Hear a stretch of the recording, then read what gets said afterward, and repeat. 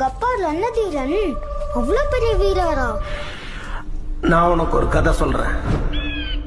இந்த யாத்திசை எப்பவுமே அமைதியை விரும்பினது கிடையாது. ரணதீரனோட அப்பா உங்க தாத்தா அரிகேசரி காலத்துல சேர சோழ பாண்டிய போர் மீண்டும் தொடங்குச்சு. போர் ஓரிரு நாள்ல முடியல, ஓரிரு மாசத்துல முடியல.